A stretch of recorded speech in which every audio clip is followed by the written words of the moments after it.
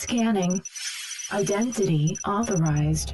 Welcome to the Secret Superhero Club Podcast Network. Welcome, everybody, to the Animation Station Podcast, episode 191. My name is Josh, and today I am joined by a very special guest, Mr. Jason Simpson. Jason Simpson. I can't talk, man. How's it going? It's going well. It's going well. How are you, Josh? Oh, that works for you. Yeah, see? Yeah, just Josh works. Just put a Danish pronunciation on it. I can't even say Danish. I said Danish. Oh, God. I'm doing great, Jason. So if you wouldn't mind, let's just go ahead and get a little started here. Just tell our wonderful listeners a little bit about yourself. Sure. I live in Vancouver, in the Vancouver area. I've been an actor for about 20 years, coming up to 20. I do on-camera work. I started in commercials for radio and television, so voice work.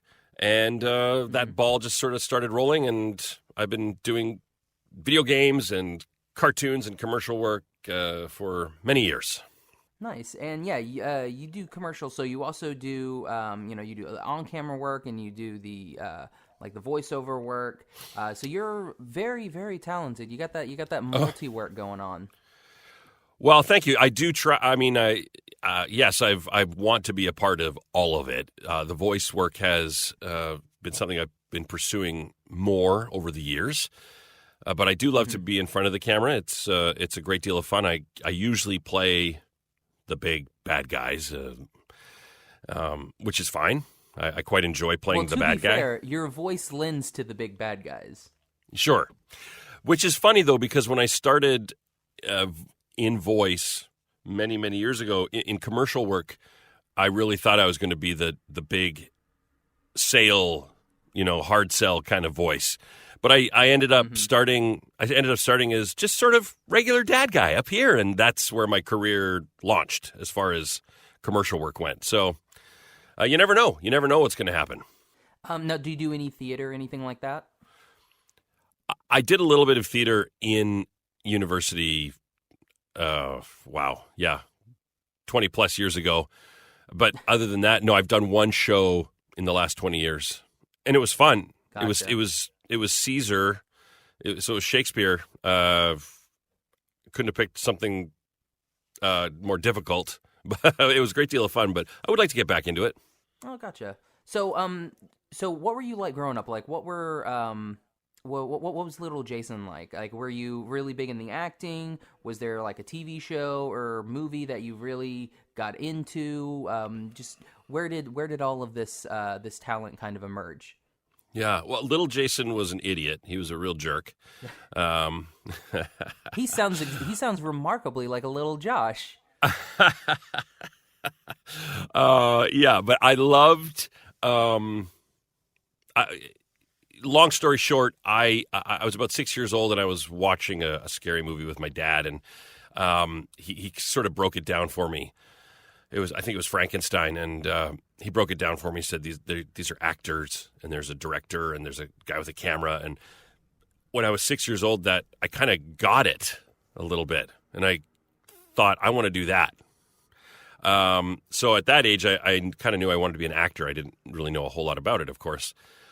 And then 1984, Transformers came out, and I saw and heard Optimus Prime for the first time, and I definitely knew I wanted to be that guy.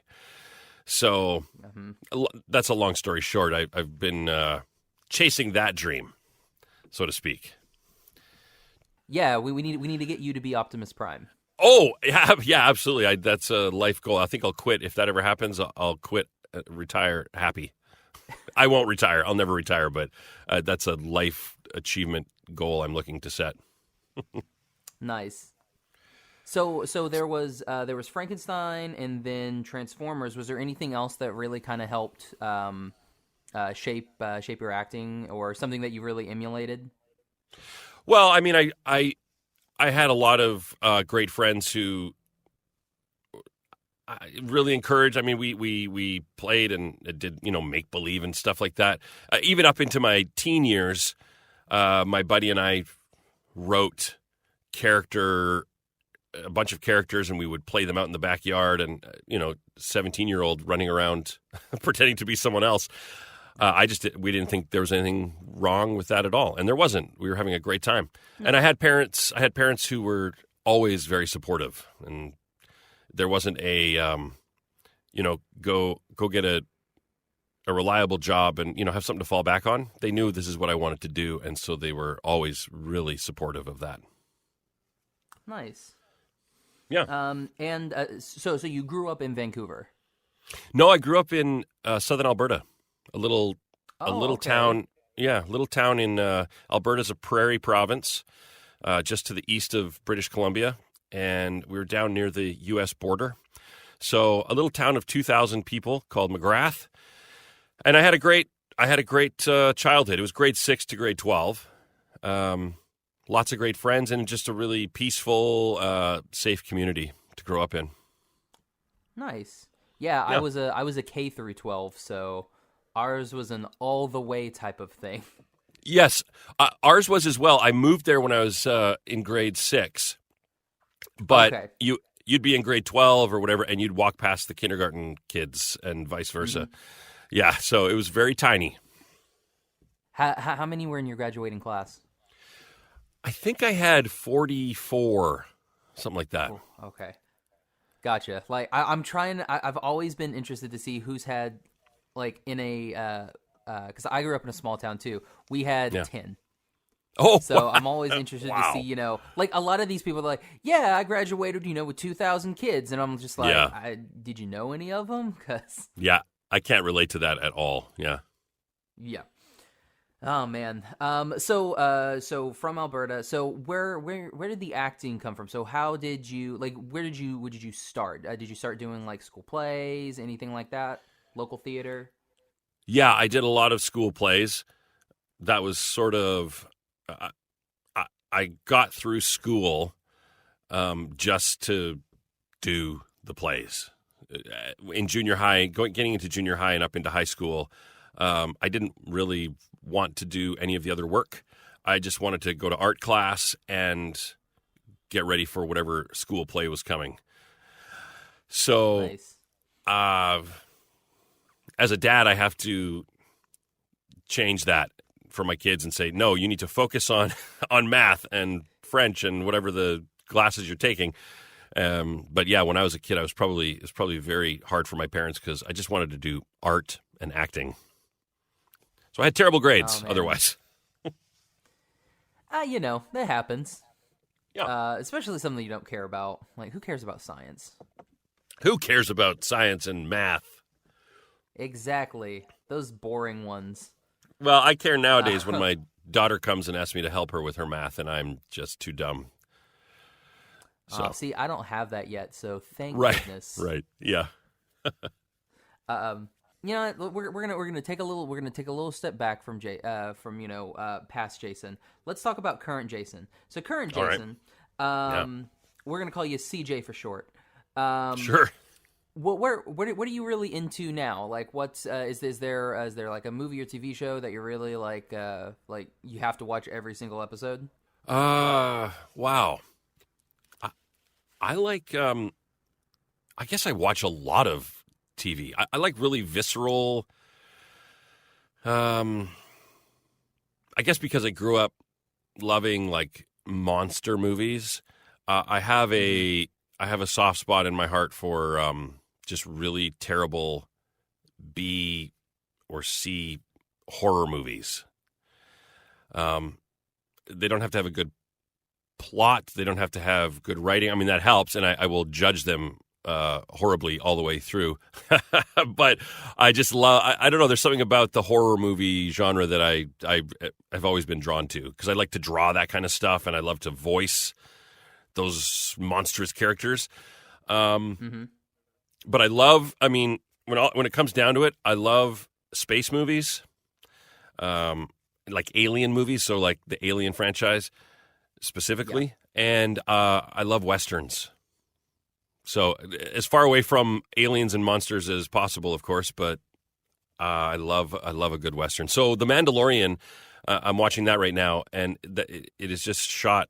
Some episodes are just shot so beautifully, like a Western, low angles, really slow moving. I dig that stuff, man. That's good stuff. Yeah, I'm right there with you, man. Like I can't stop talking about The Mandalorian. It's just so good.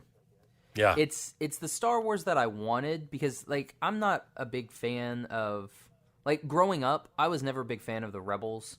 I was always like, you know, I liked Vader and I liked the Stormtroopers and everything because they looked cool.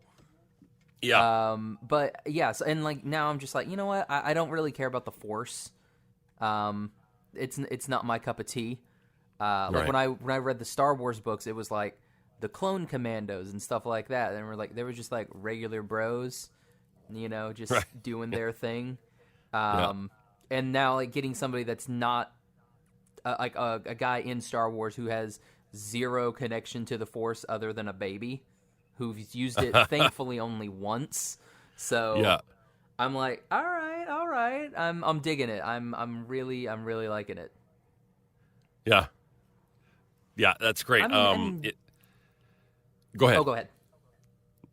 No, I'm just saying that's great. I think I agree with you. I love Star Wars. I'm not a fanatic, but I do love Star Wars. I love the idea of Chewbacca as this big, tall, hairy hero.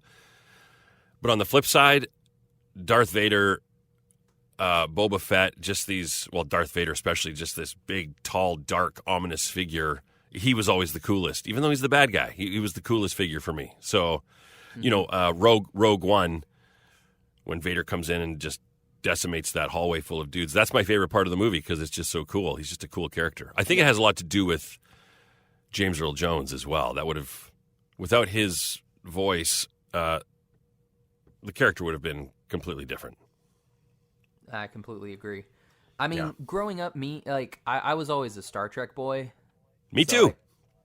I would watch the movie, like the Star Wars movies, but that was basically all there was.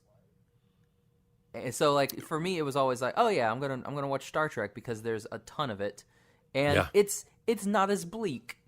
Yeah. You know, like it's kind of nice. There's a space UN and everything. Yeah, I agree. I'm not sure what pulled me toward that, but yeah, I mean, Undiscovered Country, I could put that on repeat and just watch it over and over and over. Oh, right? Like, have you ever, you've never heard Shakespeare unless you've heard it in Klingon, so. In the original Klingon, yeah.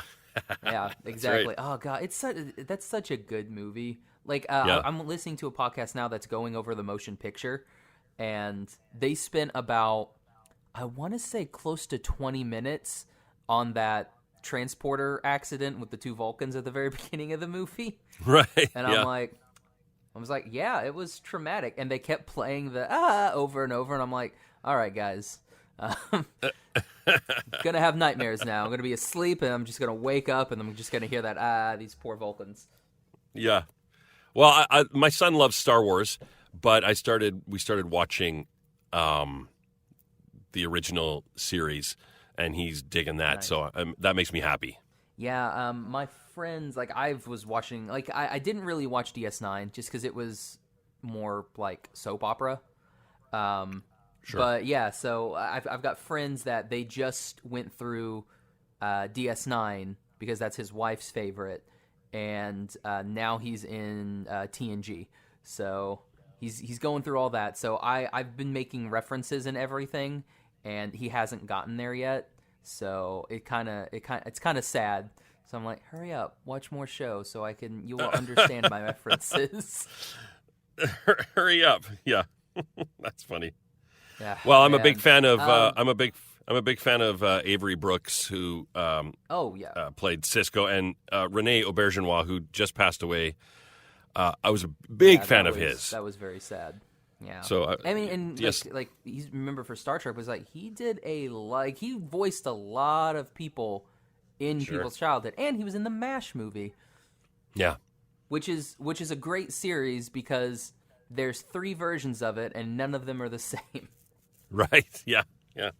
It's like the book, which is completely different from the movie, which is completely different from the TV show. So from the show. just a fun little thing. Yeah. Our younger listeners are like, I don't know what any of these things are. Yes, What's a Star right. Trek? Sorry. What's a MASH? Sorry, everybody. Sorry, kids. Oh well, we have older listeners too, so it's fine. It's all good. So where did did you have so you wanted to be Optimus growing up? Yeah. Did you know did you gravitate more towards the voiceover at first, or did you just go, yeah, you know what, I'm going to do anything and everything that I can possibly do from the get-go? Well, I didn't really know that voiceover was a thing to do. I mean, I knew that the characters had voices. As far as I knew, that was done somewhere in Hollywood. And I was moving to Vancouver to go to film school and be an actor, and I would be on camera. Voice wasn't even in my line of sight. But we ended up having a voice component in our class, taught by Michael Dobson, who is he's a veteran voice actor here in Vancouver. He's extremely talented. He's a very, very good friend of mine now. But he sort of got me interested in it immediately. And I realized, oh, this is doable. This is a thing here in Vancouver. This is great. And so when I graduated, I got an agent, and then I started doing on camera, but my agent got me into voice work, and that's where that ball started rolling, really. So it's thanks to Michael Dobson. Thanks to Mike. So do you remember what your first thing that you booked was? Yeah. It was a radio commercial for a local mall, just for a Christmas sale they were having, but it was with Scott McNeil, and Scott, of course, sweet. Is also a legend in the voiceover world, and I didn't know him. In fact, I didn't know a lot about him. I just remembered him from a TV commercial I'd seen him in. It was for a chewing gum, and so I was stoked to be in this booth with this guy I'd seen in a TV commercial. So, I'm just a kid from the prairies, and all of a sudden I'm standing across from a dude I saw on TV. I was immediately starstruck. And then I realized who he actually was and all the other animation work he'd done. And, it blew me away. Now we're just pals. There's no he's still very famous and talented, but, I give him a hard time. Oh, yeah, definitely. Yeah. I mean, I would. Yeah. I mean, yeah, and, that's not bad at all, getting your first gig with Scott. So, that's not bad at all. Not a bad way at all to start, my friend. Not a bad way to start, no. Do you remember the first series that you got booked in? What was the first series? Or TV show or film or anything like that? For voice? For voice or just regular acting or just like regular on camera? The very first thing I did on camera was the Chris Isaak show. I played a rowdy fan. So that was an interesting experience. The first animation I did was, I think it was a movie called Ark. I'd have to look at my IMDb. The IMDb is not complete. It's not full. There's stuff that's not on there, but that's the way that works. But I believe that was my very first gig. Yeah, this animated movie. And you've done anime, you've done cartoons, so you've done Dragon Prince, which I guess is still considered cartoon, but still. Yeah. And you've done a lot of the on-camera stuff as well. Which do you enjoy doing the most? Do you enjoy doing more of the voiceover stuff, or enjoy doing more of the the on-camera? Well, I have a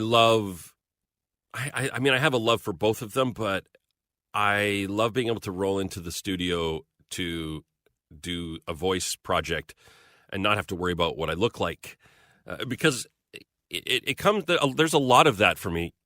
Excuse me. The just that self-conscious if I can hear myself, I love hearing my voice. So I can, as an actor, I can fine tune it. I can fix what I hear is incorrect, and I don't mind the sound of my voice at all. On camera, if I'm watching myself, it's hard for me. I don't like looking at myself because I see the whole thing. It's not just my voice. I see imperfections. We all have them, of course, and I'm choosing to put them on film. So it's hard for me to watch that. But I do love the work, and I think I enjoy the work, and I think I'm pretty good at it. I just don't like watching it. So if I had my choice, I would probably be in front of a microphone instead of a camera. But I have no problem doing on camera. Well, now we're gonna go from behind the microphone. So, would you rather do more of the video games or the actual just animation voiceover? Well, in a perfect world, if you book an animation, you would have many episodes. That's in the perfect world. I've done lots of guest star, one-off, but if I had my way, as we all would, you're there for every episode. So that there's that component, right? You're paying your bills, but you also get to work every week, and there's a sense of accomplishment and a sense of honing your craft. Video games are sort of one-offs. Although you can go back and work more and more on them. You've got DLCs and you've got expansions and stuff like that. But for the most part, you go and you work on the game and you get all the material done in however many sessions, and then you're done. So I do love the energy. I love the performance that's needed for a lot of video games because it's big and it's loud and it's you're always on. I love that. But there's something to be said for having a character arc that just continues as well. And I mean, we can kind of go ahead and then that can go into our next little bit because we do have Dragon Prince fans, and they would be loath if we did not talk about the show. Sure, the Dragon Prince fans are the best. Oh, definitely. I mean, yeah, I sat next to a couple of them waiting for. To get into the first little bit at Anime Week in Atlanta, the first thing that you guys did on that Thursday. Oh yeah. I think where we got shown the first episode. Yes. First time. Yeah. That was awesome. That was a lot of really fun. Cool. Oh yeah, that was quite enjoyable. So we have your character Viren, who. Mm-hmm. is technically, I guess, the villain of the show, but I don't really think so. I mean, he's doing what he's doing for he's got his reason to his madness, if you will. But I mean, if you look at everything from Viren's point of view, it's like, yeah, he makes a lot of good points. I guess if we have to put them into the construct of heroes and villains, he is the finger quotes villain. But it's our goal as an actor. It's my goal as an actor to make sure that I can find his humanity, find the different layers that he's made out of, like we all are. Otherwise, he's just a cartoon character, and I have no interest in that. And it doesn't do any justice to the writing or the story, the development of the story, and the way it moves forward. He does get very large in season 3, and he goes up to 11, and he's at 11 for a long time. But there's reasons, and there's outside influences, and there's things that happen that kind of push him there. So he's not just in full villain mode just because. And I mean, we could talk about that for hours, but yes, he's the villain, but there's a lot more to him. That's my opinion. Yeah. Definitely. I mean, just in season 1, where we first meet him and we kind of learn a little bit about everything, just sitting there and you're just like, wow, yeah, this is one of those quote villain characters that you can sympathize with, and that's what makes a great villain. Is like when you can see everything from their point of view and be like, oh, okay, I get what he's doing. Like, that's, to me, what makes a great villain. Character. Again, quotes. Yeah, I can appreciate that. I appreciate that, yeah, for sure. You knew right off the bat. I think everyone knew right off the bat, oh, there's something wrong. There's something different with this guy. He's going to be the bad guy. Maybe it was just his scowl. I don't know. He just has that look of, oh, here comes a bad guy. But yeah, to be fair, he did have a staff, and staffs are usually, Yeah, right. I mean, if we look at Lord of the Rings, staff's bad. I think Gandalf would. Gandalf. I'm like, Gandalf would disagree. Everyone but Gandalf that has a staff is bad. Everyone but Gandalf, yeah. Yeah. Right. Who else has a staff in that? Is it just Saruman? I don't know anybody else that has a staff. Yeah. So you've got this character. Did you? I've asked this to multiple of the TDB people that have been on here.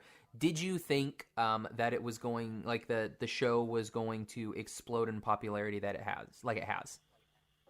No, I had no idea. No, I mean, I knew that it looked visually, it was stunning. I knew it looked gorgeous. I know a lot of people took issues with the first season, and I'm not referring to the frame rate problem that people had, which I didn't. I didn't have an issue with that. I'm just talking about the overall look, the design of the show. It was beautiful, so I knew that it had that going for it, and the writing was great. It was telling a fantastic story, this journey, and I knew that when we got to the end of first season that we had so many more places to go. So I knew it was going to just start ramping up. But I had no idea it was going to explode and have the fandom that it does. I mean, like I said before, the fans for the show are amazing. They're just so passionate and creative, and they have such strong voices because they love what they see, or they disagree and they want to voice that. I love that. It's such a great forum to allow people to come together and express how they feel about this thing that we've created. Definitely. Do you have any favorite moments from recording? They don't have to be just like strictly Viren moments. They can be whatever moments that you've recorded or you watched or have been in the room with when was recorded that like really stick out to you. Oh man, I mean, there's so many. Jonathan Holmes plays Runan. Anytime he was because we would goof around a lot. He's got this great British accent, and he's got this humor to go with it, this sense of humor. And then we're rolling, boom, he drops into this stoic Runan. It gave me chills every single time. He just sounds so grounded and strong, and then cut, and we'd be back to goofing off. So I would just watch him. My eyes got bigger and bigger. I was just amazed. I love watching good actors work. Anytime Luke Rodrigue was recording with me, he plays King Harrow. We didn't know each other until day one. Like, we'd never met, and we were instantly connecting over our music stands, on our microphones. We were just locking eyes and reading and connecting, and we became friends just like that. So that was always, I couldn't wait to work with him every time. Something that really got me, Jesse's scene in season 2 when Soren's laying on the bed, completely crushed, and physically in pain and crushed. That was a hard scene to watch. I mean, I know it's on paper and I'm seeing the actor doing it, but Jesse dropped into that, and that was powerful. Mm-hmm. There's many. I love in I can't remember which episode it is when Viren discovers he sees something in the mirror and he puts the drops in his eyes, and there's that moment where he's screaming at the mirror, but of course he's screaming at himself. There's just a real stripped bare sort of humanity moment, and I love that. I love playing that. So there's a tremendous amount of wonderful moments that we've had as actors. Yeah, I mean, and that is one thing that I don't think anybody has complained about in the show. Because, I do go and I do read, stuff where people like don't like the animation or don't like a path a character is going. But Sure. No one has said really anything about the quality of the voice work. And because, honestly, everyone that is involved in this show is just giving it their all. And you can tell. Yeah. And I think a lot of it is the way that you guys record, because you guys record in a way that doesn't happen really anymore. Or very, very rarely do you guys get to actually all be in the same room and kind of go off of each other's energies, which is amazing. So yeah, I would love a nice little behind the scenes of showing you guys in that moment, recording a scene. Yeah. Yes, I don't think I'm sure there's somewhere that maybe they'll post at some point. I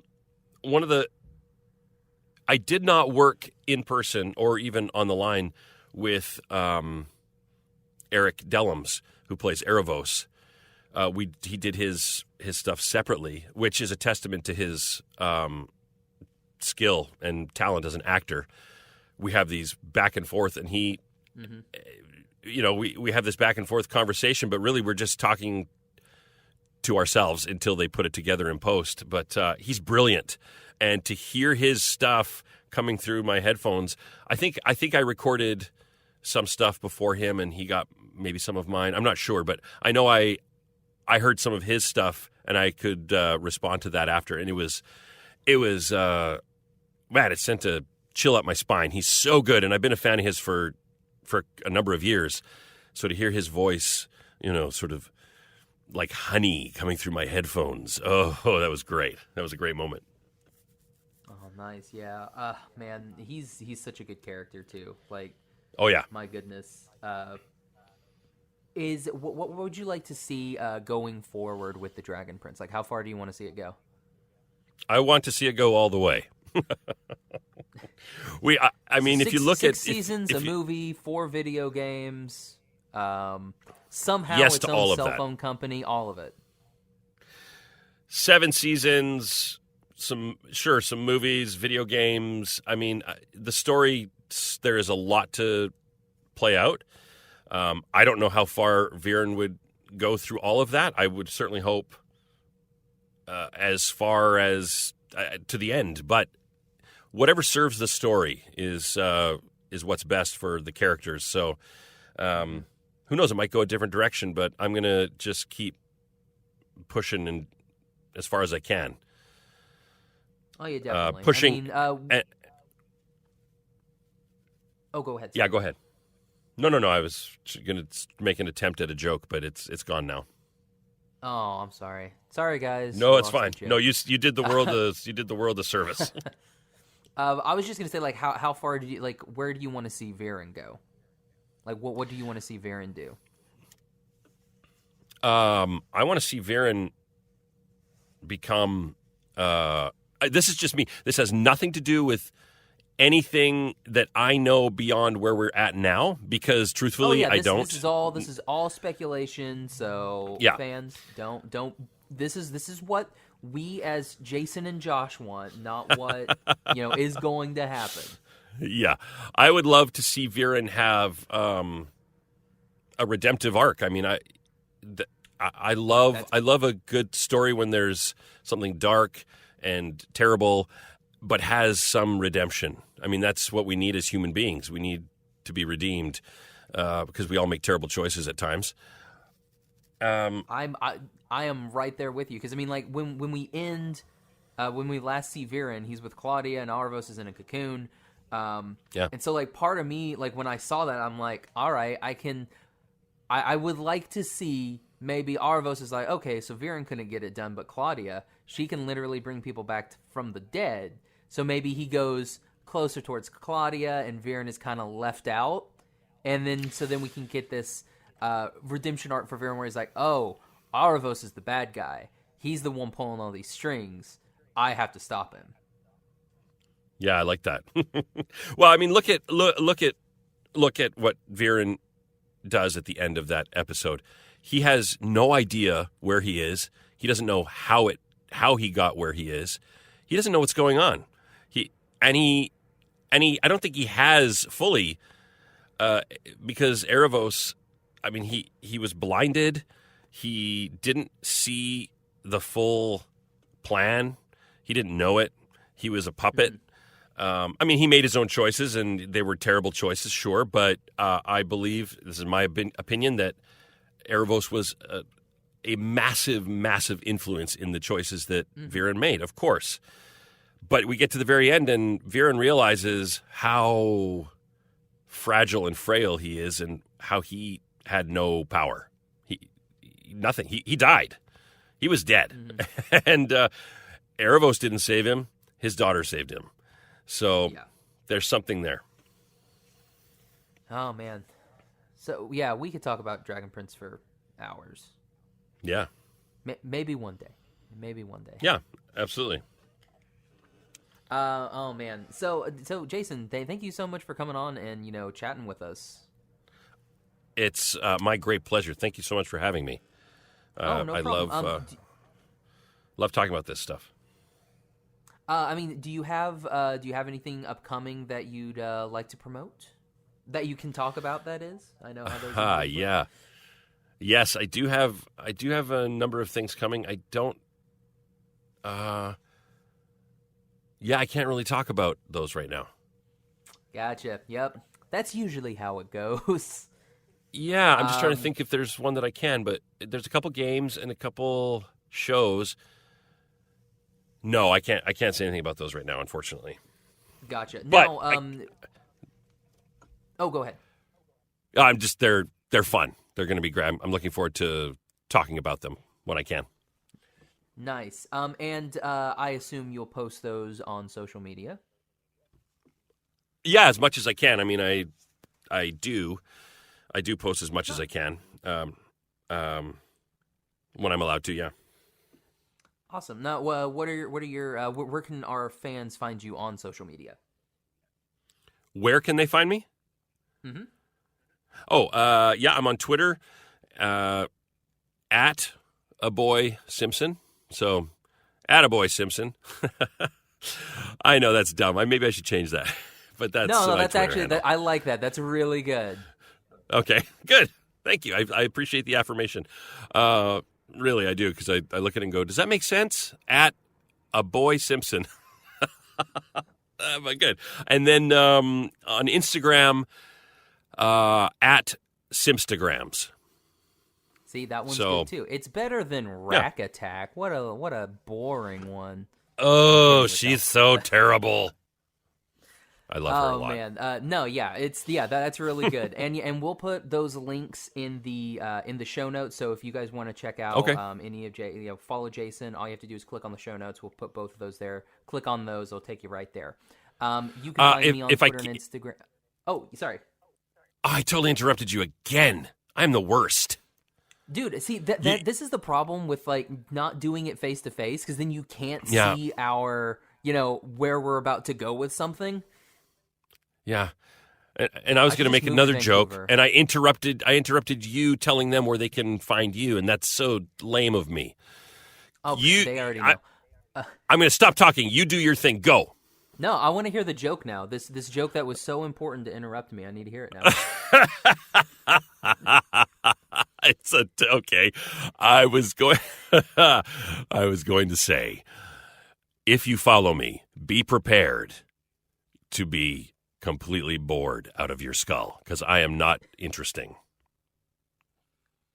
There's the joke. You've got a There's the joke. A little contest going on right now. Oh yeah, yes, I do. Well, yeah. I'm doing a giveaway. I'm going to do a giveaway at the beginning of January. Just some signed headshots. So I'll pick some of my followers from Twitter and some from Instagram, and just a thank you to for following me, bearing through all of that, but also just because I love our Dragon Prince fans. I love the passion and who these people are. So just sort of a little thank you to them. Definitely. And you can find me on Twitter and Instagram at Josh O'Kane. You can find the podcast on Instagram at Animation Station Podcast, Twitter at Animate Podcast.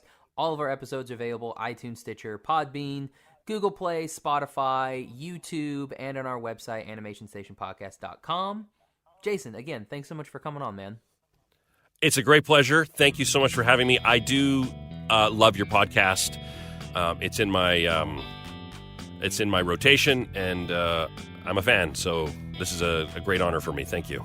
Oh, well, thank you so much. Your check's in the mail. Great. Yeah. So for the Animation Station Podcast, my name is Josh. And my name is Jason Simpson. Bye, everybody. I wasn't sure if I was supposed to say that.